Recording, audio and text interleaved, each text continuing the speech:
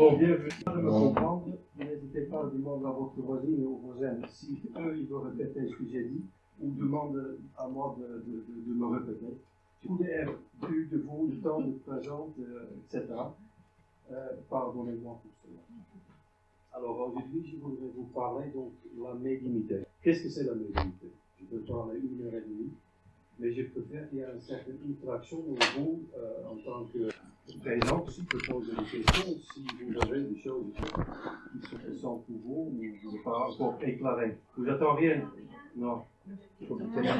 Voilà. Comme ça, c'est mieux. Je vais recommencer. Bonjour. Donc, je préfère aujourd'hui une interaction dans la première partie sur la médiumnité. Je fais une petite explication qui je suis, comment j'ai vécu la médiumnité et qu'est-ce que c'est pour moi l'au-delà. Si vous avez une question, n'hésitez pas de demander de parole et on peut éventuellement répondre. Tout ce que je vous dis aujourd'hui, c'est mon vérité. Donc, je ne parle pas pour la médiumnité en totalité, je ne parle pas pour les autres médiums. C'est ma vérité qui, depuis longtemps, est à côté de moi, la médiumnité. Alors, qu'est-ce que c'est la médiumnité? Qu'est-ce que c'est un médium? Et qu'est-ce que c'est l'au-delà? Vous avez une idée? Souvent, on entend un médium, c'est un canal, c'est quelqu'un qui peut se connecter avec cette autre dimension. Mais qu'est-ce que c'est cette autre dimension? Est-ce que c'est quelque chose de physique? C'est pas physique, c'est une autre monde, un monde parallèle, etc. Je pense que c'est très important de répondre d'abord à cette question, parce que sinon on ne sait pas avec quoi et comment ça fonctionne. Et il y a une loi à l'autre côté, ou à cette côté. Donc, je essaie d'éclairer un peu cette chose-là cette midi, et je vais essayer de vous expliquer comment je travaille. Vous avez déjà entendu, à tout à l'heure, j'aimerais bien quand vous posez des photos en inverse, que je vois rien. Pourquoi? Pourquoi? Parce que je pense que la médiumnité, il vient toujours par mon cerveau. Quand je le mets en contact, quand je change mon état de conscience, dans les hypnoses on dit 2 ou 3 Hertz, je suis dans un certain trance, où moi, mon personnalité, est dans un état qui je ne sais pas. Il n'y a pas de vérité qui vient de moi. Mais si le au-delà, les esprits voulaient communiquer avec moi, ça passe forcément par mon cerveau pour me laisser sentir quelque chose dans mon corps, ou pour créer une visuelle, ou pour me laisser sentir sur le 5 sens. Donc. Si une photo est déjà retournée, parce que j'ai besoin de beaucoup de preuves pour voir si je suis vraiment bien connecté avec de bons esprits, j'ai peur que je suis déjà un peu, voilà, merci, influencé ou manipulé. Donc c'est pour cette raison-là, je veux que les photos soient retournées. Je prends la photo dans le main. À certains moments, je demande à vous de me donner une confirmation, c'est vraiment la personne qui est sur la photo. Et comme ça, je le sais, je suis connecté avec de bons esprits, ou le bon esprit, ou avec mon maître guide qui me laisse communiquer avec cette autre personne qui est dans la photo.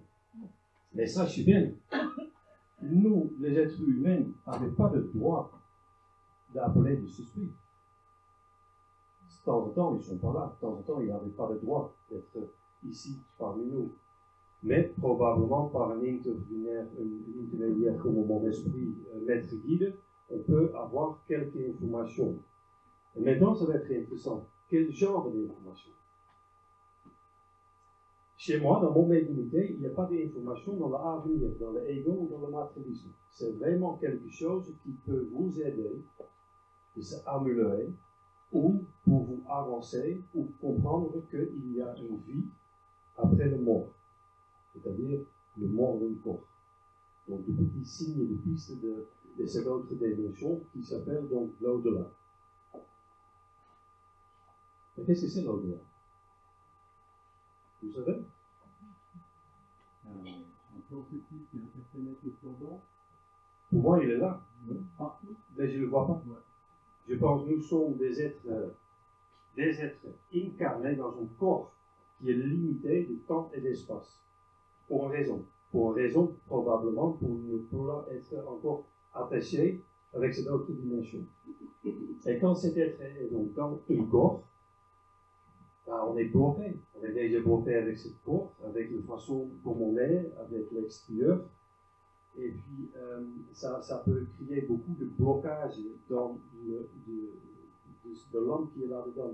Mais cet au-delà, il est donc en face de nous quelque part. Il va dans cette infinité de l'univers. Enfin, c'est ce que j'ai compris par le message et que j'ai reçu. Vous m'entendez encore? Ça va? Limite. Là. Oui. Vous n'entendez rien? Ouais, c'est ça. Ben, j'ai peur que ça tire encore. C'est ça le problème. Ouais. On peut rigoler aussi dans la réalité. C'est pas seulement très triste et compliqué. Donc là au-delà, il est donc présent autour de nous. Seulement, nous n'avons pas le droit, probablement, pour être tout le temps connectés avec cette autre dimension, parce que on a besoin de nous améliorer sans être en contact avec des esprits. Alors, vous dites, je suis aujourd'hui venu pour avoir un petit message de quelqu'un qui est décidé ou pour avoir des nouvelles sur ma vie. Bah, ça dépend si nous avons de permission aujourd'hui donnée par le au-delà d'être en contact, parce que vous n'êtes pas venu pour sans raison. Vous êtes venu pour entendre l'Hollandais parler français en France et peut-être entendre un message. Donc, c'est fortement possible, il y a aujourd'hui une chose qui va passer avec vous dans votre vie, soit par un message, soit par cette assemblée de gens aujourd'hui, ou par un guérison. Je suis aussi magnétiseur. Donc, si on comprend quelque part qu'il y a cette autre dimension juste en face de nous, et que nous ne sommes pas le maître de l'univers, l'homme, et c'est pas nous qui créons les montagnes, c'est pas nous qui créons l'univers et les planètes, donc il y a quelque chose de plus puissant que nous, et on est dans cette acceptation, et donc pas dans cette croire. Il y a une chose que nous-mêmes on peut faire, c'est-à-dire d'être en contact. 25%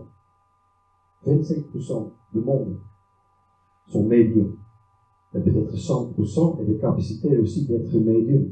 La seule question, c'est que est-ce qu'on accepte cette autre dimension? Est-ce qu'on accepte qu'il y a un corps, il y a un l'âme? C'est ça où ça c'est toujours très très difficile, parce que aujourd'hui dans notre société on est tellement attiré par la matière, par le matérialisme et l'amour qui viennent de cet autre côté, il n'est pas souvent présent dans notre société. Mais si on est dans cette acceptation, si on est dans cette façon de vivre, il y a donc quelque chose après la mort, ben, je suis sûr que vous tous avez des expériences médiumniques. Vous tous avez des cinq sens, donc vous avez senti peut-être dans votre vie de frisson dans un endroit. Vous avez fait des télépathies quelque part, vous pensez à quelque chose et quelqu'un vous appelait. Et donc, peut-être des êtres chers ou votre maître guide, parce que moi je suis convaincu avec ce que j'ai vu pendant mon travail en tant que médium, et en enfant, et dans ma vie, presque chacun est un maître guide, derrière ou avec lui. Seulement, vous n'êtes peut-être pas dans l'acceptation pour ouvrir votre cinq sens et pour comprendre les messages qui sont déjà donnés. On dit souvent la première pensée, c'est la vérité. Après, c'est vous qui commencez à réfléchir, et donc c'est les esprits qui parlent. Après, on réfléchit, on dit non, c'est pas vrai. Ah, j'ai déjà vu ça, ou c'est le hasard, etc. Je pense que le monde devrait être un petit peu plus mieux quand on suit cette première pensée. Est-ce qu'il y a des questions jusqu'à maintenant? Il faut poser. S'il vous plaît. Est-ce que selon vous, croire nécessite d'avoir préalablement une disposition psychologique pour croire, c'est-à-dire je peux croire ou je ne le peux pas, ou alors est-ce que c'est pour vous un acte expérimental, faire l'expérience? Est-ce qu'il s'agit de dire je vais faire l'expérience, ça donnera ce que ça donnera? Merci, c'est très intéressant cette question. Je pense que le croire, c'est pas le bon mot. Le croire, c'est trop léger. Il faut être dans une acceptation. Si on est dans cette acceptation qu'il y a un au-delà, il y a une autre dimension qui est physique, mais pas Je ne sais pas, en fait. C'est ça la grande question. Parce que le corps est limité, on ne voit pas. C'est un peu comme j'ai dit, parce que j'ai fait un film sur la médiumnité. Il y a un intervenant dans cette film qui parle le vent. On voit le vent, on voit les effets du vent, mais jamais personne n'a vu le vent. Les atomes, le Wi-Fi, le portable, mais pourtant on est capable d'envoyer beaucoup de choses par des choses qui ne sont pas visibles pour le corps. Et je pense dans cette trempe, il faut rester. Alors si nous sommes dans cette acceptation, je pense qu'il y a tellement de choses visibles, parce qu'en fait, qu'est-ce qu'on fait? Notre moi est venu à une deuxième place. Et on accepte donc, par exemple, que on peut communiquer avec un autre monde qui peut nous aider, qui nous peut aider avec nos améliorer. Mais si on reçoit un message et on dit, non, mais c'est pas possible, on peut crier, ou eux, ils peuvent rester crier, vous faites rien avec ça. Donc, cette acceptation, c'était pour moi vraiment très important pour continuer dans la médiumnité. Parce qu'en fait, comme je disais tout à l'heure, tout le monde est médium. Tout le monde peut guérir, tout le monde peut envoyer son énergie, tout le monde peut manipuler avec son énergie, par exemple, là aussi, l'énergie en totalité. Et ça, tout, c'est la médiumnité.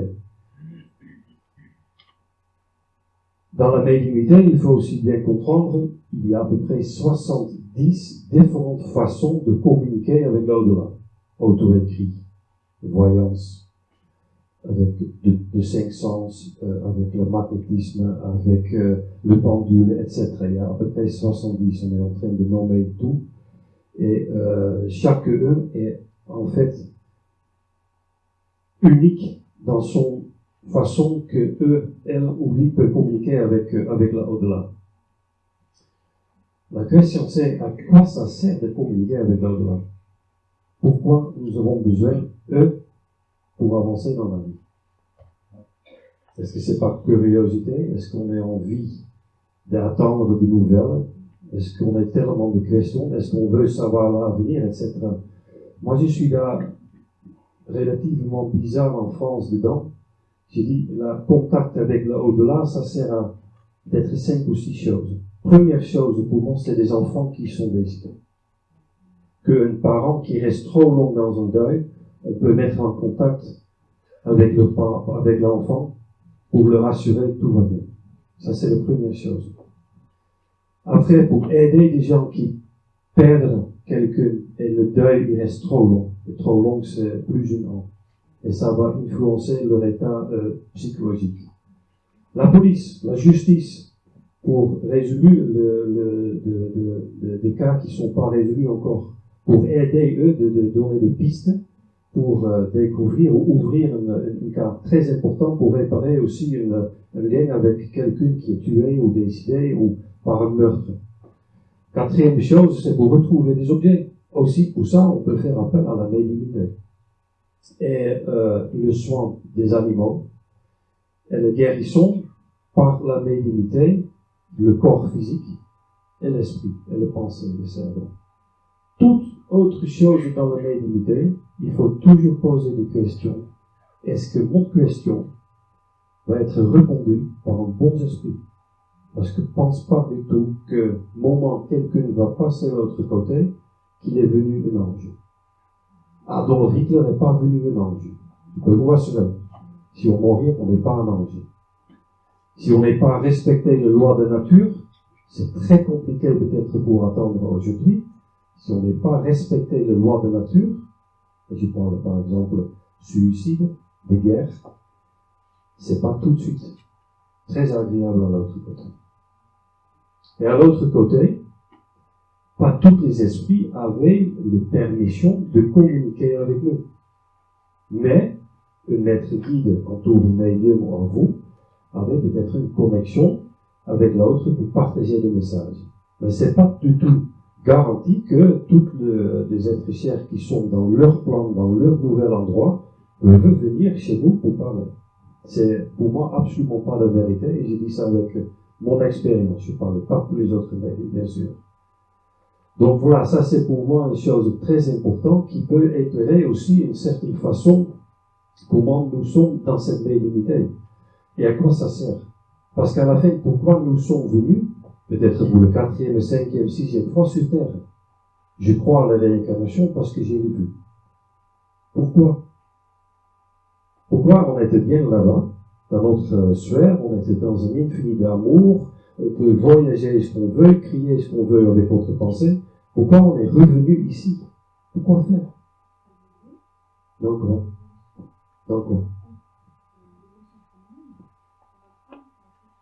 Oui, je pense dans l'amour.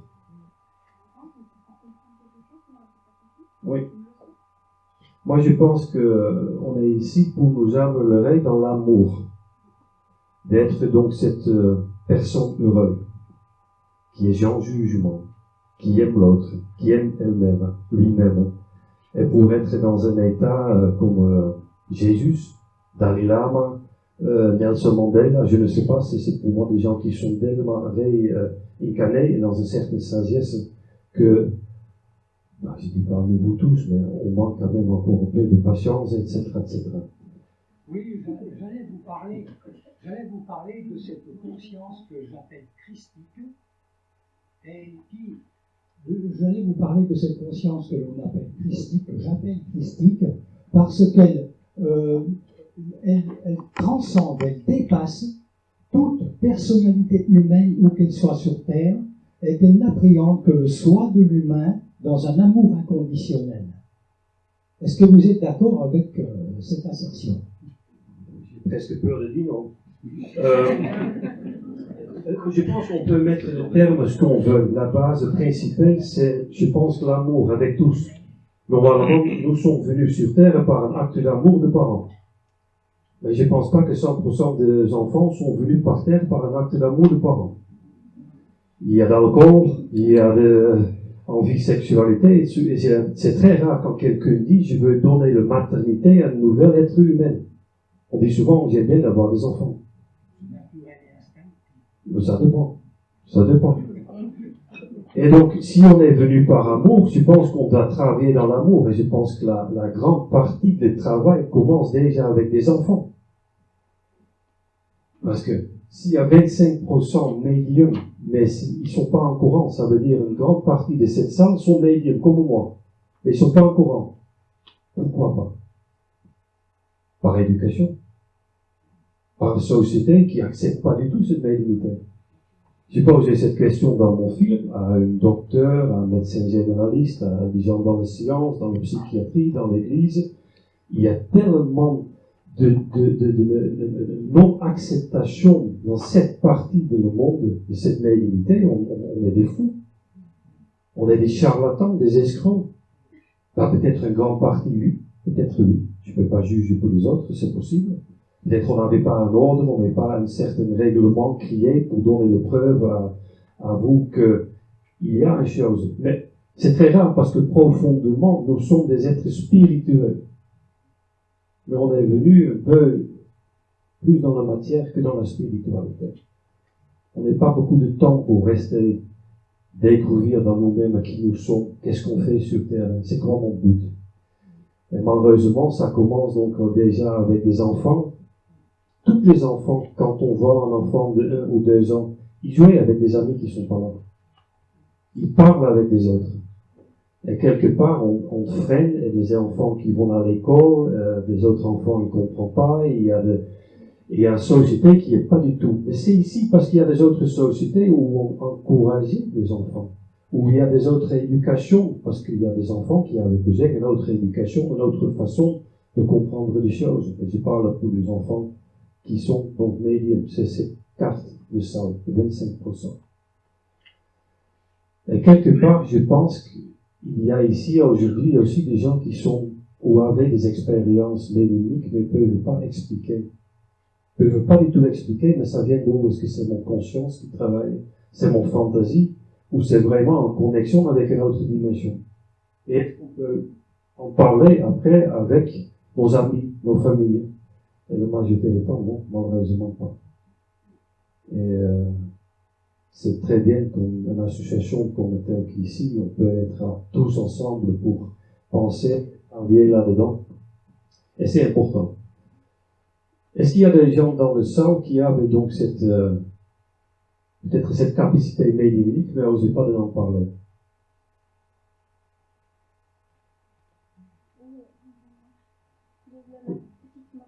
Oui. Et vous aussi, monsieur? Donc c'est deux.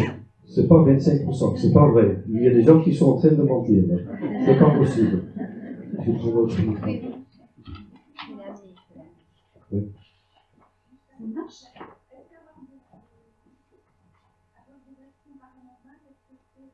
Attendez, parce que il n'attend rien d'intérieur.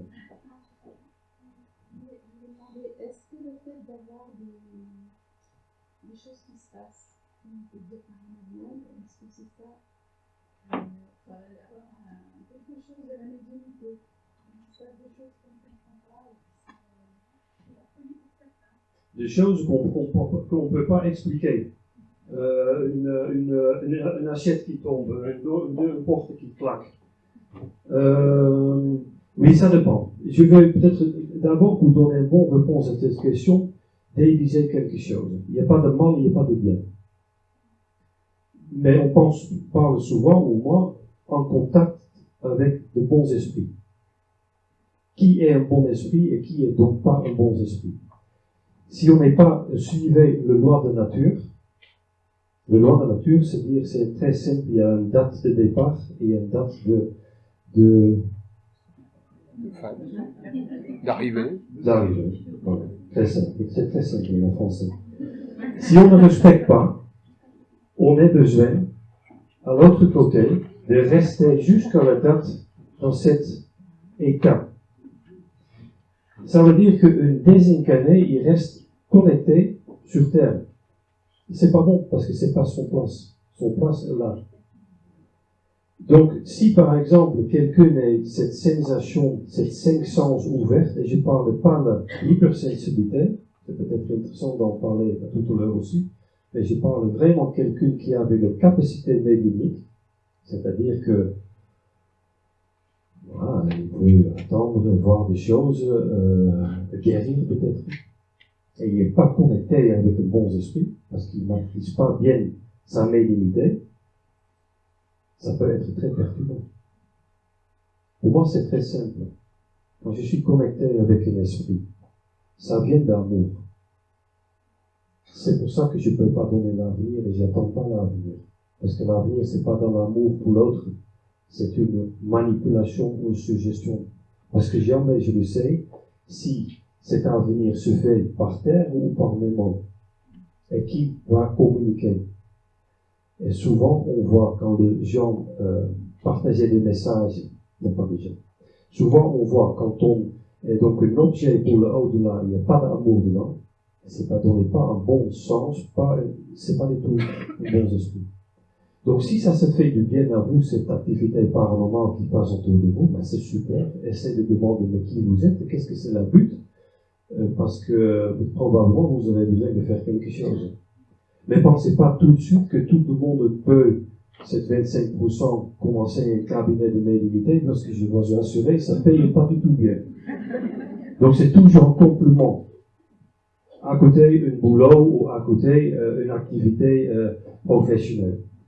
Et la médiumnité, on fait toujours aux demandes. C'est pas que, j'ai pas quelqu'un à côté de vous, qui c'est? Non, je fais ça quand vous me demandez. Non, c'est pas vrai. C'est vraiment donc aux demandes de vous. Donc le médium n'a jamais le droit de dire, là, je suis médium, et je vois que demain ça va pas bien se passer, ou vous aurez maladie, hein, c'est vrai, oui. Ça, c'est pas la médiumnité, parce que ça vient pas de cet amour. Et le médium n'a pas le droit de se mettre en avant. Le médium, c'est juste un outil, un objet pour l'au-delà, pour communiquer, donner des preuves, et pour guérir. C'est pour ça que pour moi, il y a deux façons d'être médium. Je suis repris par mon maître guide, qui laisse une autre entité utiliser mon corps, ça veut dire pour me déplacer, pour parler autrement, pour bouger autrement, pour que la consultante en face de moi comprenne que c'est donc son être cher qui parle avec mon corps.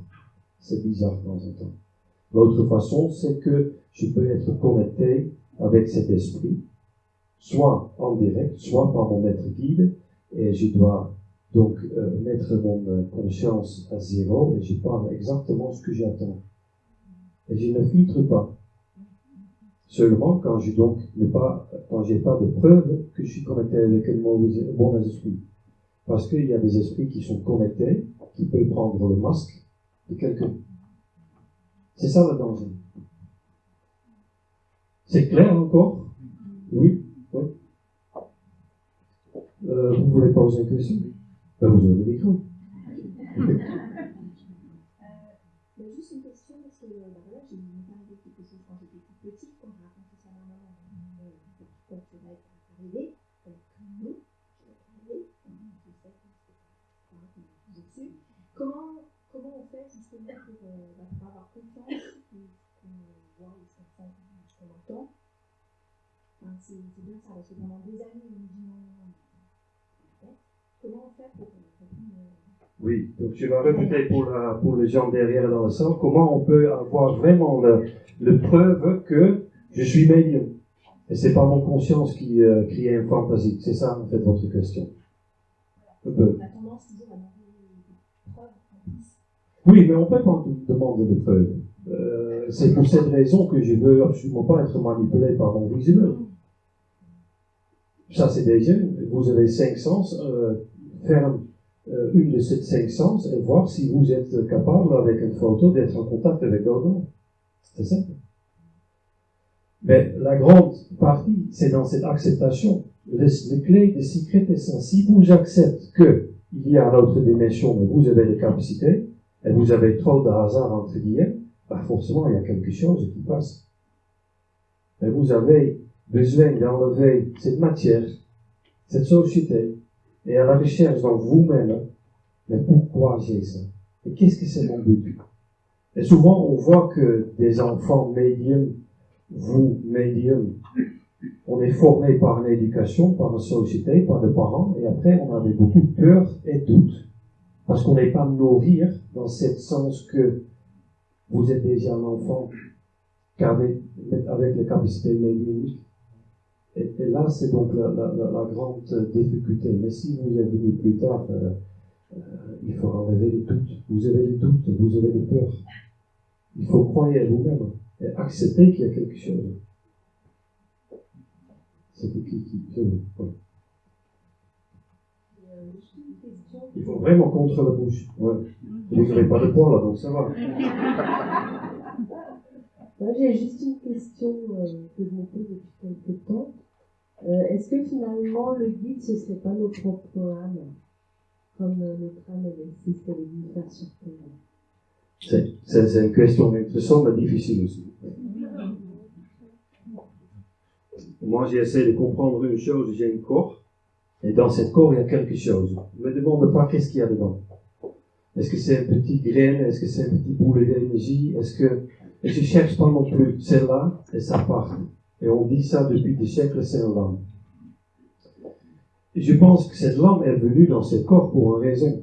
Et j'essaie de rythme logique. Et si mon lame est en même moment aussi mon maître guide, j'évoluais pas. Donc cette maître guide, c'est pour moi que j'ai vu quelqu'un qui est déjà passé de l'autre côté il y a peut-être de 700, 800 ans, qui est très haute dans cette dernier niveau, et qui est donc descendu pour aider vous. Mais je crois que c'est jamais quelqu'un non plus de votre lignée de sang. Lignée de sang, non, parce que dans la lignée de sang, votre maman être votre fille, votre père peut être votre grand-père, etc. Mais il y a donc de maîtres guides, comme je dis, pour rester un peu simple pour moi, qui sont donc à côté de nous pour améliorer notre âme. Et nous sommes apprentis. C'est clair? Oui. Quelqu'un a une question? Oui. Merci. J'ai entendu par ailleurs qu'on pouvait changer de guide en cours de vie. Est-ce que vous pensez que c'est toujours le même ou on peut en avoir qui se succèdent? Je parle encore avec mon expérience. Je pense que nous, on n'a aucun choix. On est là, et là, au-delà, c'est notre maître. Moi, j'ai pas vu, avec mon expérience, un changement ou une autre maître guide. Et je pense pas. Je pense que dans la logique de loi de nature, c'est quelqu'un qui reste avec nous parce qu'il connaît bien notre vie et notre défaut. Et si on va changer, ça prend encore du temps que l'autre va s'adapter à nous, par exemple, et je pense pas. Je pense que forcément pas. Non. Mais si ça c'est le cas, j'aimerais bien d'attendre, mais moi j'ai jamais vu. Non. Je suis désolé. On parle aussi de niveau vibratoire. Ce que je voulais savoir, c'est est-ce que les guides avec qui vous avez affaire changent leur niveau vibratoire ou si c'est votre taux vibratoire qui lui change et c'est... Oui, je comprends. Vous avez entendu le français, mon français c'est horrible, donc j'essaie de rester simple. Et je vous motiver aussi, encourager aussi de rester simple, parce que si on parle d'une vibration, qu'est-ce que c'est une vibration? Moi je préfère de dire, peut-être il y a des apprentis, à l'autre côté il y a un maître, il y a un super maître, il y a un maître de maître et Dieu. Et qui Dieu est pour vous, c'est vos problèmes, et pour moi aussi ça peut être Dieu, le grand tout, la lumière. Pour moi c'est la source de tout, et ça va dans un infini. Donc le source c'est aussi un début que c'est un fin. Et en dessous de ça, il y a donc le différent niveau d'acceptation de cette grande source. Vous dites peut-être que cette différent niveau c'est une vibration. Pour moi c'est une... Le moment que nous sommes ici sur Terre, c'est quoi, en moyenne de 60 ans? 60 ans, c'est 2 secondes pour l'autre côté. Donc, je pense que nous, forcément, on va s'améliorer, mais cette maître guide, il reste avec nous à son niveau. À son niveau.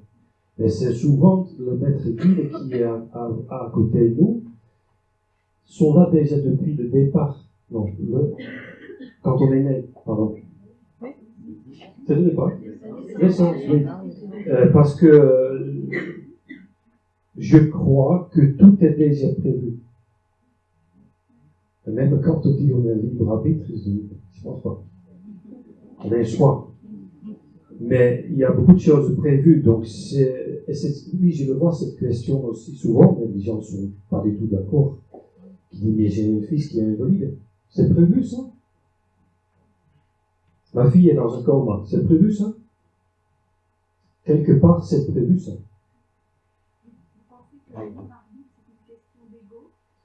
Non.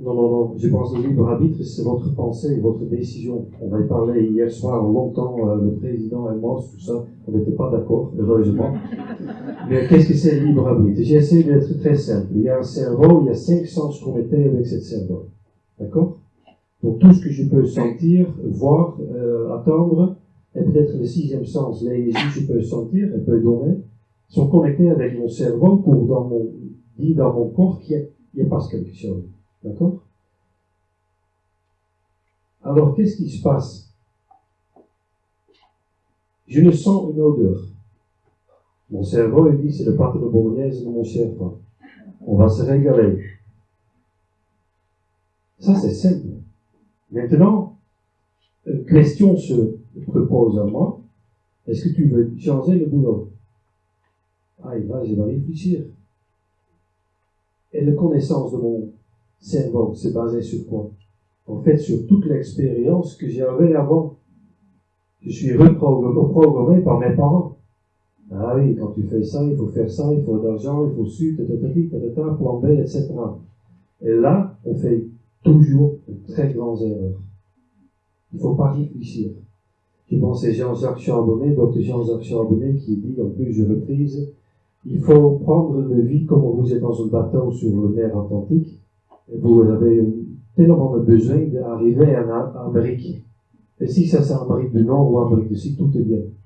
Et si le vent il fait une jour cette direction, suivre ça. Parce que probablement vous avez besoin de passer vers cette côté pour apprendre quelque chose. Et tout ce qu'on fait dans la vie, c'est basé sur l'argent. Est-ce que je peux avoir d'argent pour vivre, pour nourrir, pour acheter, pour avoir un téléphone, pour avoir ça, etc. Et jamais on est jeté de matière pour dire je vais faire ce que je veux. Il y a des gens ici dans le centre, je suis 100% sûr, qui avaient peut-être un rêve de notre profession quand on était petit. Acteurs, écrivains, photographes, et tout ce genre d'expression ou de profession étaient systémiquement interdits par les parents parce que ça ne donnait pas d'assurance. On ne peut pas vivre. Il y a pourtant Picasso, il y a beaucoup des artistes qui vivent bien de ça. Et c'est dommage qu'on freine un peu les enfants là aussi dedans. Oui. Vous avez juste droit à 3 questions. Le président était très clair. Vraiment. C'est la dernière fois. On dit jamais 203. Je vais vous parler de ce que vous venez de dire. Je trouve personnellement qu'il y a 2 sens possibles au mot libre arbitre. Il y a le libre arbitre de sens commun qui consiste à laisser le libre arbitre, accorder le libre arbitre à quiconque, le laisser se déterminer de soi-même, et il y a le libre arbitre ex nihilo, ce mot latin voulant dire surgit du néant. Mais le néant n'est pas. Il n'y a pas de néant. La plus petite réalité concevable, c'est le quantum de l'énergie défini par Planck. Tout est phénoménal, il n'y a aucun hasard nulle part, il n'y a même pas, selon moi, de déterminisme causal au niveau de la physique quantique. Il n'y a pas de hasard. Je déplore qu'un scientifique utilise encore ce mot aujourd'hui. Je crois que le libre arbitre ex nihilo ne peut pas exister parce que tout est programmé déjà d'avance. Il n'y a ni passé, ni présent, ni futur dans l'histoire des phénomènes de l'univers. J'ai dit. Non, mais je respecte votre opinion et ça vient un peu à ce que j'ai dit à tout à l'heure. Tout est prévu, mais quelque part, dans cette tout est prévu, il y a une choix qui reste. Et si on parle de ça, il faut vivre dans un monde où il n'y a pas d'argent. Mais il faut vivre dans un monde où on est des salaires par amour. Et on crée une société qui est basée sur la matière. Et c'est pas du tout géopolitique que vous faites. Vous parlez maintenant aussi en latin avec moi. J'ai des problèmes avec le français. Oui. Je rigole. Je vais faire beaucoup plus simple. Concernant la médiumnité, donc peut-être beaucoup d'entre nous, il s'est passé des petites choses, on se pose des questions et tout ça. Mais justement, on se demande parfois, est-ce qu'on doit faire quelque chose? Est-ce qu'il y a des degrés de médiumnité, puis du coup des personnes qui doivent s'en servir ou pas? Et parce qu'on doute aussi que ce soit réellement une capacité qu'on ait soi-même. C'est un peu la même question que tout le monde peut faire le foot. Mais pas tout le monde soit Anton Griezmann. C'est-à-dire qu'il y a aussi une envie de faire. Il y a aussi un climat créé où vous avez le droit de vous exprimer et de faire ce que vous voulez. Ça veut dire que moi j'ai fait ou dans un autre sens. Mais n'oublie pas qu'il y a énormément de la médiumnité dans les gens qui travaillent dans le soin. Il y a beaucoup d'infirmières qui ne sont pas en courant, qui sont médiums. Ils ne sont pas par hasard là. Ils sont là pour toucher, pour donner l'énergie. Ils sont là pour assurer. Ils sont là pour guider avec le deuil. Je souhaitais que nous, en France, on va ouvrir un peu les jeux à niveau soin médical, pour dire il y a un soin médical, mais il y a aussi un soin psychologique de l'âme. Qu'est-ce que ça va être bien quand on essaie, le fait est là, et on est dans un endroit merveilleux, on peut passer à l'autre côté, et en plus, il y a peu de tout détail. Et ça, c'est la médiumnité pour moi qui est plus importante que de donner le message et tout va bien avec Charles ou avec lui. C'est pas ça, c'est la préparation à cet autre côté, qui est donc physique, mais pas visible, et qui est très important de savoir parce que peut-être quelqu'un nous a parlé. Est-ce que c'est bien de faire une crémation? Hein? Quelqu'un a déjà envie de poser cette question? Oui. Oui. Ah, mais c'est bien, c'est pour ça que vous êtes venus, pour attendre encore. Alors, dans cette société, je parle donc en France, et peut-être dans mon pays aussi, en Allemagne, etc., on n'est pas du tout connectés avec cet esprit dans notre société. C'est une deuxième ou troisième plan.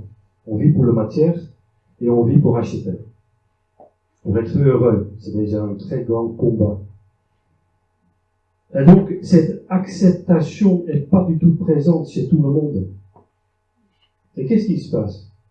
Le corps est déjà besoin avec de l'âme d'une certaine naissance. Mais quand on quitte ce corps, on a besoin de temps aussi pour comprendre que on va passer à l'autre côté. Si on est dans une culture comme des Indiens, ou peut-être le bouddhisme, ou des autres cultures très proches de la nature, ils sont chaque jour déjà connectés avec les ancêtres. Ils sont chaque jour dans la prière. Ils sont chaque jour dans la méditation. C'est normal. C'est une chose qui prend 20 ou 30% de leur temps chaque jour. Et en fait, ils vivent déjà dans cette acceptation. Au moment que eux, ils meurent, on peut jeter le corps dans un feu parce que devant va déjà partir au moment que le corps a arrêté de battre. Mais nous, ici, pas du tout. On reste avec un certain élastique, encore connecté, et après 3-4 jours, c'est encore là. Et donc, moins on est spirituellement développé dans cette vie ici sur Terre, plus pire ça va être d'enlever cet élastique. Mais je le dis ça avec mon expérience. Donc je vous invite à chercher et de vérifier si je parle de vérité. Mais il n'y a pas de vérité. Et donc, ça c'est la question sur le suicide. Et ça compte aussi pour les autres façons qui n'avaient donc pas respecté les lois de la nature. Et c'est dur de comprendre pour l'homme. L'homme est très têtu, veut romantiser. Oh, on passe à l'autre côté, on veut des anges, etc. C'est pas du tout le temps vrai. Il y a des degrés. Il y a des endroits, comment tu s'appelais celle-là? Bas astral. Il y a des sphères très hautes. Et on revit des choses. On revit, jusqu'au moment on accepte. Il y a un bel exemple. Je suis aussi réalisateur. Donc j'ai besoin de créer des images pour comprendre, vous comprenez, pour laisser comprendre ce qu'on peut faire. L'esprit dans l'au-delà, c'est rien qu'autre que notre pensée maintenant. Quand je dis maintenant, fermez-vous tous vos yeux et rentrez dans votre salon. Dans 2 secondes, tout le monde est dans ce salon. Avec cette vitesse, l'esprit peut voyager aussi. Mais qu'est-ce qui se passe? Au moment que on n'est pas du tout dans cette envie d'être toujours connecté avec l'au-delà. On ne va jamais comprendre les choses. Mais si on s'améliorait, on va peut-être passer de l'autre côté, dans un autre plan, pas de base astrale, mais plus haut. Donc, moi je reviens à ce que j'ai dit à tout à l'heure, le loi de nature, c'est pour un être humain une des plus importantes choses pour comprendre. On peut faire ce qu'on veut dans la vie. On peut acheter, on s'en fout de nourriture, on s'en fout de planète. Et à la fin, c'est nous-mêmes qui tirons les balles dans notre propre pied. Et il faut respecter. Donc, je pense que si on veut développer cette médiumnité, c'est une chose importante. Le loi de nature, l'acceptation, il y a quelque chose de plus puissant que nous. Et puis, beaucoup de monde peut être médium. Monsieur.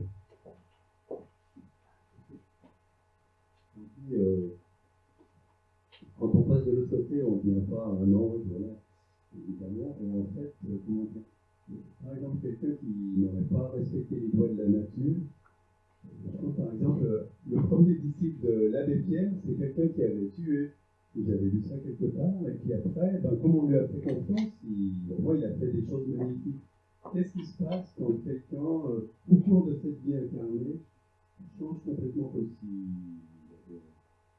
s'il avait reçu la grâce d'une certaine manière, il a eu une prise de conscience, et la deuxième partie de sa vie est totalement différente de la première. Qu'est-ce qui se passe quand il se passe de l'autre côté au point de vue du karma? Ouais, c'est intéressant. Donc en fait, qu'est-ce qui se passe quand on est très méchant et on est devenu gentil? C'est ça. Est-ce qu'on est tué quelqu'un aussi dans cette partie très méchante? Oui. Ben, si on a fait ça, effectivement, il y a un jugement. Et je ne parle pas d'un jugement de Dieu ou quoi que ce soit, mais un jugement conforme de la loi de la nature. On n'est pas de droit. Donc on va revivre d'être tué.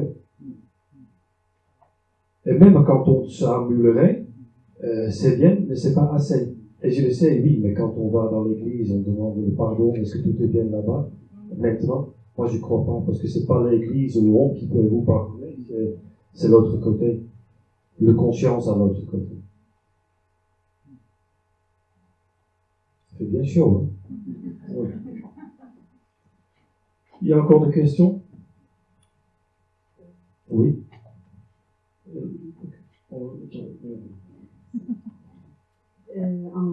En vous écoutant, il y a une question qui me vient, parce que moi j'ai entendu dans cette pauvre, qu'est-ce que j'ai dû être riche dans une autre vie? Je n'ai pas entendu tout, pardon. Il y en a qui disent, oh, dans cette vie je suis pauvre, j'ai dû être très riche dans une autre vie, j'ai dû être un seigneur de Dieu sait quoi. Ça rejoint ce que vous dites. Ça rejoint ce que j'ai dit. En revanche, la matière compte pas l'autre côté. L'autre côté, il y a plus de rire de notre matière et notre ego. Tout à fait. Je parle d'une autre vie, d'une vie avant. Non, mais ça veut dire que j'étais riche et maintenant je suis pauvre. Bah, quelque part, oui, dans ce plan d'acceptation d'améliorer, à certains moments, vous avez besoin d'avoir une autre conscience sur la matière. La matière n'est pas du tout important, en fait. Et si vous arrivez de vivre comme ça, bah, vous avez compris par quelques leçons avant dans une autre vie. Oui, ça c'est vrai. Et on dit dans le film aussi, on peut avoir des choses. C'est pas grave. On peut, comme Marc Sokol dit, on peut manger bien, on peut avoir des choses, en tant que c'est là ce soir. Et c'est pas le but principal. Il faut vivre que votre richesse, c'est une richesse qui est acceptable pour bien vivre. Si vous avez besoin d'acheter une grande voiture, faites-le. Si vous polluez la terre, là, vous êtes en tort. Alors, vous avez une question? Moi, simplement sur la création, j'ai pas bien compris. C'est bien, pas bien. Il faut vraiment que je prenne le cours français. Alors, si on est dans cette vie, vous, déjà connecté avec l'autre côté, et vous laissez diriger votre vie par la connaissance de au-delà, la lumière, et vous êtes dans cette spiritualité où la matière ne prend absolument pas de place, et vous laisse diriger, comme un peu des Indiennes, comme le bouddhisme, dans la prière, dans la méditation, et vous êtes vraiment dans cette acceptation, probablement votre passage va plus rapidement. Mais si vous n'êtes pas du tout dans la spiritualité, c'est quoi ce truc-là, le fou, je crois pas, quand vous mourir, vous êtes dans un autre endroit, mais je suis où? Là, je vois mon corps, je veux rentrer. Oh, j'étais malade. Non, je suis dans une certaine panique, et ça peut prendre quelque temps. Tel qu'il y a aussi de façon, c'est pour ça que j'ai dit, c'est très important qu'on est là pour guider des gens avec leur passage. C'est un travail extraordinaire et tellement important pour assurer de deux côtés, la famille et quelqu'un qui va mourir, et de dire à lui, quand vous voyez la lumière et votre mère ou votre père arriver, c'est vraiment votre papa et maman qui sont là pour vous chercher, et c'est pas une illusion, c'est pas une création de votre émotion. Donc si on n'est pas vraiment cette vie, vraiment dans la spiritualité, moi j'ai dit fais attention avec les créations. Mais c'est les personnes les moins spirituelles et les moins... Je pense tout le monde en France. Nous tous. On n'est pas spirituel. Pas assez. Mais moi je préfère de suivre la loi de la nature de cette façon. Ben, il y a des gens qui disent mettre ton corps dans le feu, c'est la loi de la nature aussi. Je dis ça pollue un peu. Mais dans la terre, et on va être absorbé par la terre, on est venu une certaine poussière. Et reste simple, les choses sont tellement simples à l'autre côté aussi, seulement nous, on ne voit pas les choses comme ça. Vous avez le droit de poser des questions. Oui. Là et là, oui. Oui, excusez-moi d'insister sur la crémation, mais qu'est-ce que vous pensez qu'ils ressentent quand ils n'ont pas cette préparation, qu'ils n'ont pas quitté leur corps? Qu'est-ce qui va se passer pour le défunt au moment de la création? est-ce qu'il va sentir quelque chose? C'est quoi cette sensation désagréable? Vous voulez vraiment une réponse? Je ne sais pas si c'est correct ou oui. Oui, bah, il va donc revivre ce qui se passe là. Il sent tout. On sent tout. Oui. Oui. Oui, mais le défunt n'est pas tout le temps dans sa spiritualité. Peut-être qu'il n'a jamais entendu parler de ça.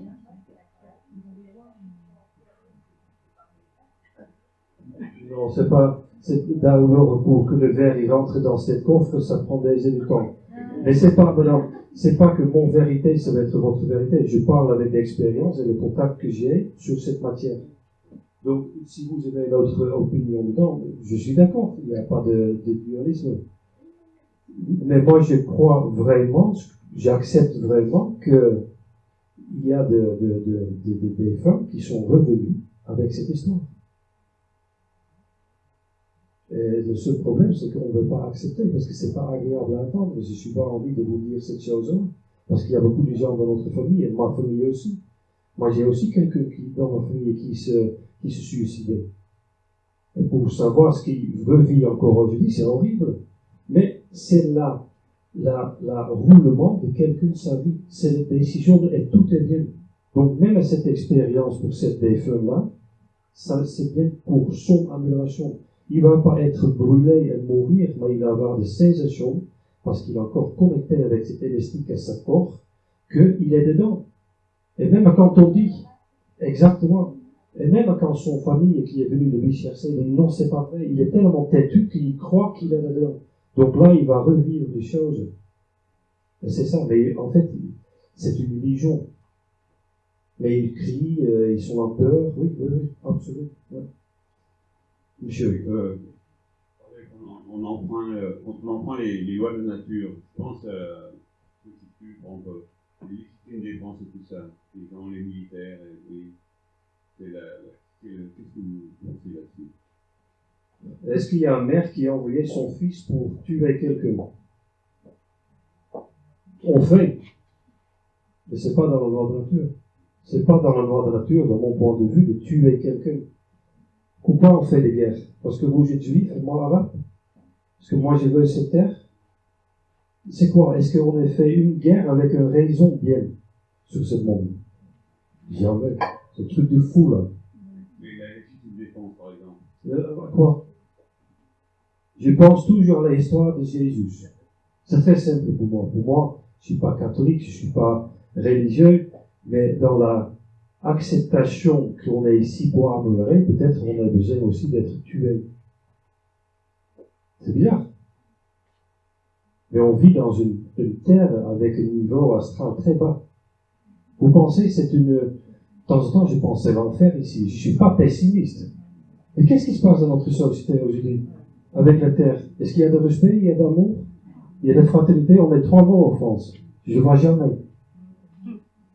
Donc moi, je pense que si on envoie notre enfant pour faire la guerre, ben, il peut être tué, tu vas être malade de faire ça avec ton propre chair et sang. Donc je ne suis pas d'accord avec ça. Et pour la défense, c'est pareil. Tu me défends, même quand tu es tué, ben, bon, c'est pour mon cause, pour me défendre.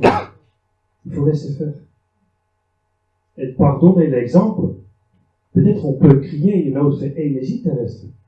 Je donne un bon exemple qui peut-être peut répondre un petit peu plus en détail. Pourquoi on fait toujours une minute de silence? Une minute de silence.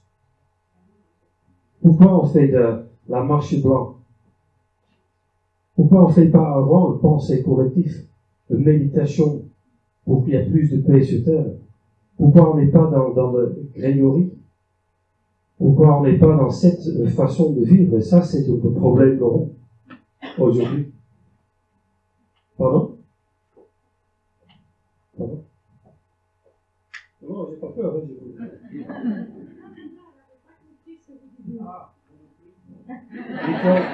Je pense que c'est mieux de faire une positive pensée pour la planète, pour la humanité, pour notre ennemi, qu'une minute de silence. Ou une marche blanche. Monsieur, normalement, j'ai un assistant qui porte le micro un peu. Hein. Normalement, c'est Sophie, normalement. Elle fait rien aujourd'hui. J'aime beaucoup. Hein. J'aime beaucoup. Il y a quelques minutes, là, on parlait de crémation, et vous avez parlé de suicide. Je n'ai pas bien compris le... La défense, oui. Oui, je comprends. C'est aussi une matière très difficile. La crémation et le suicide, c'est donc... le suicide, c'est pour moi pas une respect de loi de nature. D'accord?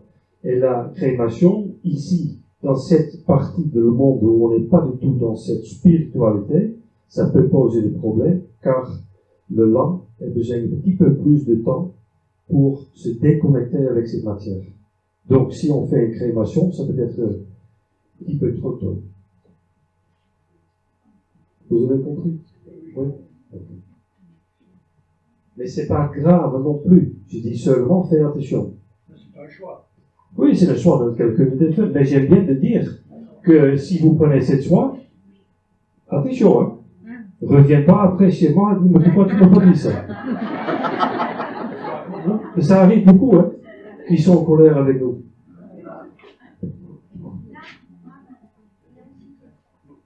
Excusez-moi, dans ce cas-là, l'euthanasie est considérée comme un suicide? L'euthanasie. Oui. Même quand quelqu'un est en coma, et on dit non. On avait un très bon exemple le jeudi, je ne sais pas s'il y a des jeudis de gens qui est Alex Lebin. On avait donc une question sur la coma. Et maman était là, elle dit, mon fils est tombé en coma. Est-ce que lui avait éventuellement encore des capacités de nous attendre? J'ai dit oui, mais il est enfermé dans son corps. Et j'avais beaucoup de mal de dire à cette maman parce que c'est elle qui a décidé aussi de dire stop. Et à ce moment, le l'homme est mourir. Pas par la loi de nature. Et à ce moment-là, il y a un monsieur qui était derrière dans la salle qui dit, j'étais dans le coma et j'ai tout entendu, j'ai tout vu, mais j'étais bloqué dans mon corps. Il faut respecter, si on est dans un coma, c'est comme ça. Vous avez besoin d'avoir quelqu'un dans votre famille qui est dans cette situation. Cette lame avait besoin d'être bloquée. Je le sais, c'est dur, mais c'est le cas. Et il faut tout organiser que cette patiente dans le coma, il peut soit revenir, soit prendre son temps pour arrêter le corps.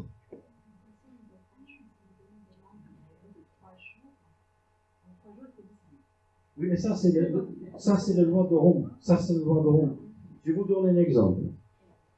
Je suis de temps en temps sollicité pour venir à un hôpital pour voir si je peux être en contact avec quelqu'un qui est en coma et pour éventuellement partager un message à la famille. Je suis venu avec le permission de parents, de gens très âgés, très religieux, un fils de mon âge qui était trouvé dans un état presque mort en coma chez lui.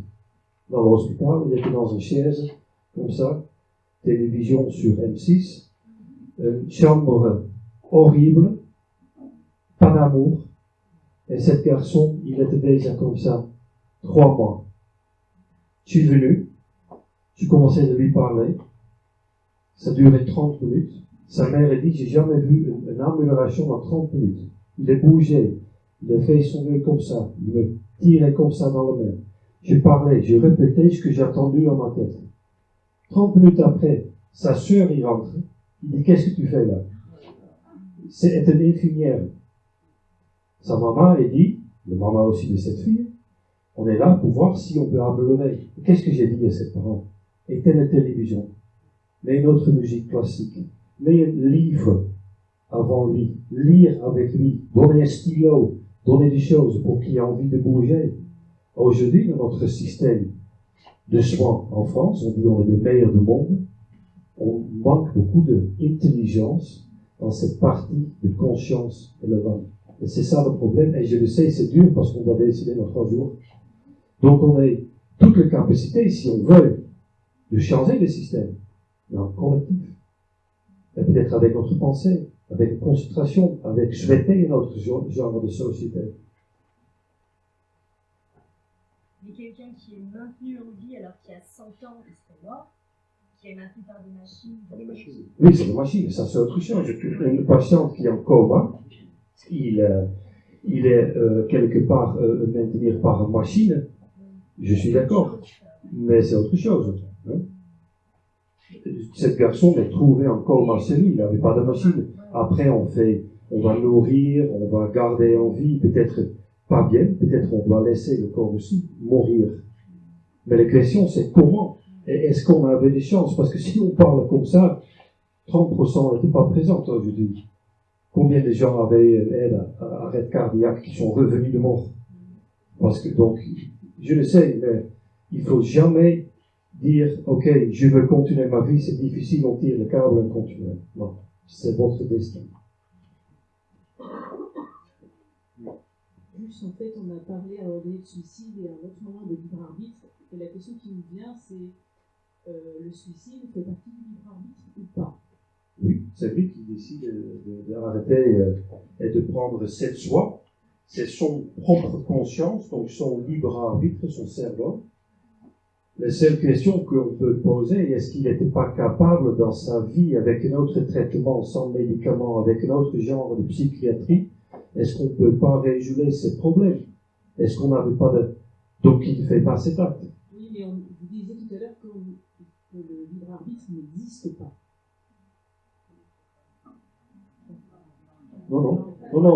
Le libre arbitre est créé par les scénarios de vie avant. C'est-à-dire que j'ai un certain... C'est comme le logiciel. On met un logiciel dans un ordinateur, le logiciel, il va prendre une décision dans des informations qu'on avait programmées. Pour vous et pour moi, c'est le même. Je suis éduqué par mes parents. Je vis des expériences dans la vie qui me fait prendre un choix. Et c'est là le libre arbitre. Ce que je veux dire, c'est que le suicide, pour prendre cet exemple, c'est aussi quelque chose qui est pour une avance, un tracé. Je sais pas si c'est écrit. Quelqu'un qui se suicide, c'est écrit d'avance qu'il va se suicider. Non, je pense pas. Je pense qu'on est fortement influencé par notre extérieur. Vous êtes influencé par moi, par les suggestions que j'ai créées. Vous tous, toute la journée, hypnotisés. Vous êtes tous en hypnose. Par votre achat, par la télévision, par les genres de soins, etc. Si on peut se reculer, on peut dire dans le soin traditionnel, alors, qu'est-ce qu'on fait? On distribue le médoc, on fait un autre traitement. Est-ce qu'on fait un autre genre de psychiatrie, une autre aide psychologique? On va continuer comme ça. Malheureusement, il y a un grand politique parce que c'est beaucoup d'argent. C'est ça le grand problème.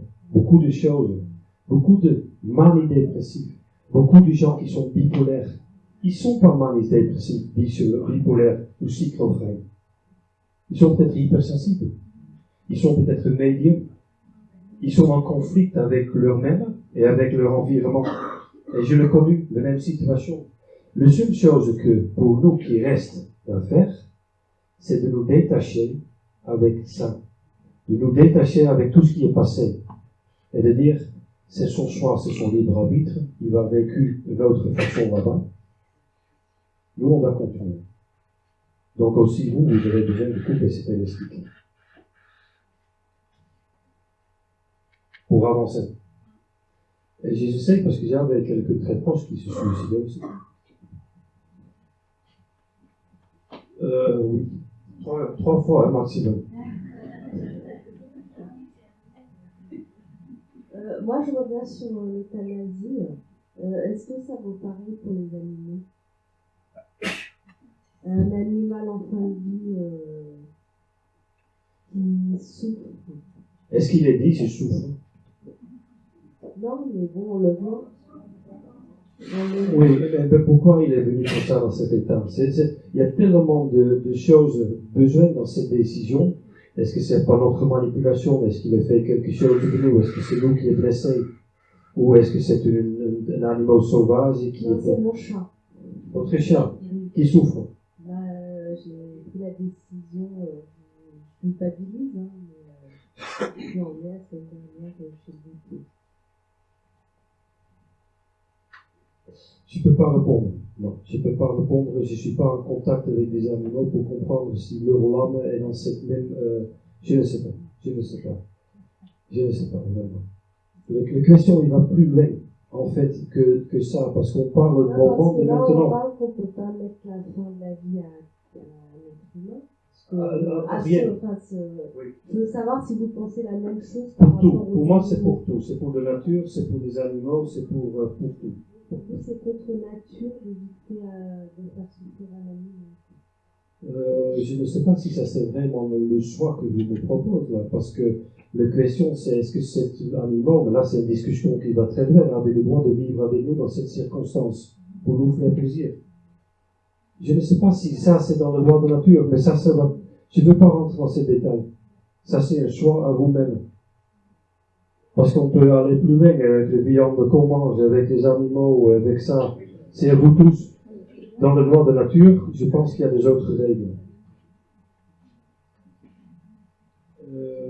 Oui, c'est tout. Bonjour. Je voulais savoir, concernant le don d'organes, justement, qu'est-ce que vous en pensez? Puisque c'est un don de soi, d'amour pour quelqu'un d'autre. Et par contre, contradictoirement, c'est de façon contradictoire, c'est effectivement une loi anti-nature. Non, c'est pas compliqué, on doit juste revenir à la base. Il y a un corps physique, il y a un corps, l'âme, d'accord, spirituel.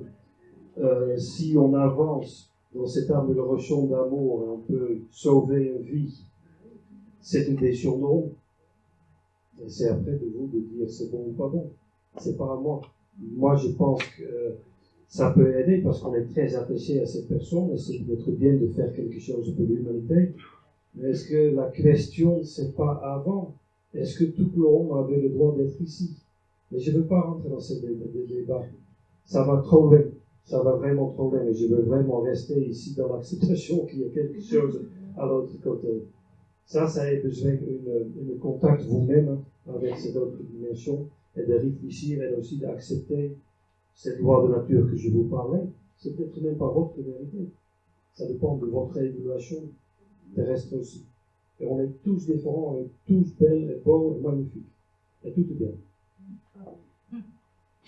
C'est aussi trois. Je suis désolée, je pensais à autre chose. Je voulais savoir si dans l'au-delà, il y avait des règles. Et est-ce qu'un médium doit respecter ces règles? Est-ce qu'il y en a et est-ce qu'un médium doit respecter? Merci. Oui. Dans l'au-delà, ce que j'ai vécu, ce que j'ai vu, il y a différents niveaux de vibration. Voilà, niveau. C'est-à-dire que quelqu'un qui est dans cette vie, dans une certaine façon de vivre, il va, bien sûr, à l'autre côté, continuer et s'améliorer. Et on revient. Et on va, de temps en temps, on monte. On ne va jamais descendre, c'est impossible. Et il y a des règles, mais c'est la règle de nature aussi. Et en fait, c'est un peu pareil, j'essaie d'expliquer, parce que c'est compliqué aussi pour moi d'expliquer qu'est-ce qui se passe dans ma tête quand je suis maintenant. En fait, comparer votre pensée un peu avec cette défunt à l'autre côté, cette désincarnée. On peut créer beaucoup de choses avec notre cerveau déjà ici sur Terre. Qui peut me donner de garanties que vous voyez exactement le même que moi je vois? Et je ne parle pas dans la médiumnité, mais dans les couleurs, dans les sensations. Votre cerveau est programmé autrement que moi, que quelques visuels donnent une autre émotion, un autre signal à mon corps que le vôtre. Et on va réagir comme ça. Donc, à l'autre côté, c'est ce que j'ai vu, il y a vraiment des étapes. Il y a des écrivains hautes dans cette médiumnité qui parlent de 7 étapes. Mais je n'ai pas cette garantie encore. Dès que j'ai un contact avec quelqu'un, je vous téléphonerai pour vous expliquer. Ok? Oui, monsieur, il y a beaucoup de monsieur aujourd'hui. Bonjour. Pourriez-vous nous dire quand vous êtes venu et comment vous êtes venu dans ce monde? Je suis né comme ça. Donc, j'ai pas de avant et pas d'après. Mon premier souvenir de voir des choses qui n'étaient pas visibles pour mes parents, c'était à peu près l'âge de 2 ans. Et c'est très agréable. Donc, ça a pris longtemps pour accepter que, mais j'avais pas de référence, j'avais pas un avis avant et une vie après. Donc pour moi, c'était normal. J'ai seulement compris à certains moments que j'ai vu, que j'ai senti, je ne pouvais pas expliquer, donc ça donne un conflit avec mon environnement. Ah, tu es toujours négatif, je ne vais pas faire parce que tu es négatif. Les amis à l'école n'ont pas compris. J'étais très retiré sur moi-même. J'avais beaucoup de sensations par les 5 sens, donc beaucoup de choses étaient difficiles pour moi aussi, dans cette jeunesse. Ben, ça a commencé parce que c'était ça en fait, les questions. Je suis trop bavarde à mon âge de 2 ans. Oui, oui, non. Est-ce que le guide que nous avons là maintenant, est-ce qu'il est le même dans les vies antérieures, dans la vie future, ou les différents guides? Est-ce que c'est toujours le même guide ou est-ce qu'on change de guide suivant peut-être notre changement? Voilà, c'est ça ce que j'ai vu. Ça peut être différent. Oui. Oui, ça j'ai vu. Oui. Et c'est toujours quelqu'un qui est dans cette vie et dans une autre vie, c'est une autre. Et un jour, c'est tout, cette maître vie-là. C'est marrant, hein?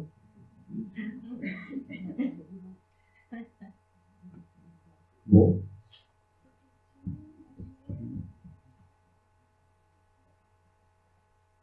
Après, vous ne voulez pas me voir pour poser des questions, mais c'est maintenant. Hein? Tout le monde doit attendre vos questions.